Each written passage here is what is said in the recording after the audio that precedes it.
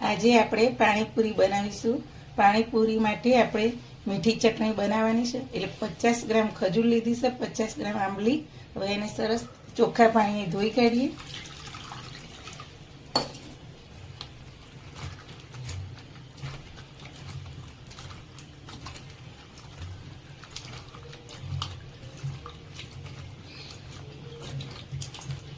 આપણે હવે ગેસ ચાલુ કરીશું અને કુકરમાં આવી રીતે 2 ગ્લાસ પાણી લીધા છે.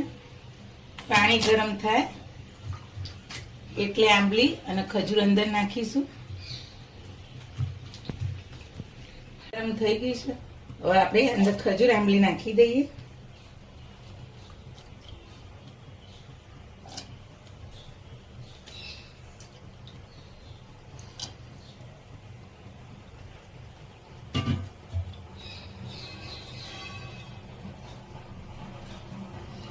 થોડો ગોળ નાખીશું અંદર. અડધી ચમચી મીઠું નાખીશું.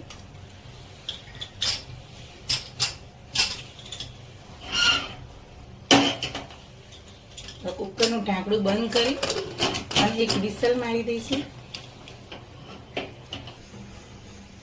આપણે મીઠી ચટણીને કુકરમાં વિસલ વાગી દઈશું. હવે ઠંડુ થઈ ગયું છે. હવે આ ગળી પાણી માટે આપણે જોઈ લઈએ. હવે જો સરસ બફાઈ ગઈ છે ખજૂર ને આંબલી. હવે એને આપણે આ રીતના આંબલી ખજૂરનું મિક્સ કરી દઈશું.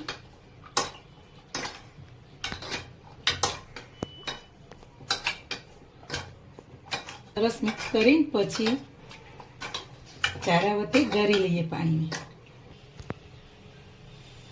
આપણે બધું પાણી આ રીતે ચમચાના મદદથી ગળી લઈએ ચારા વખતે.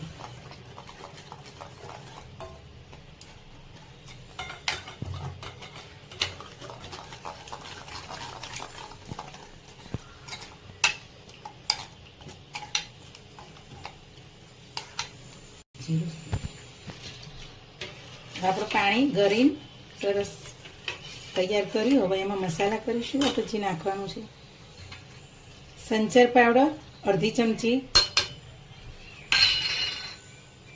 2 ચમચી ખાંડ.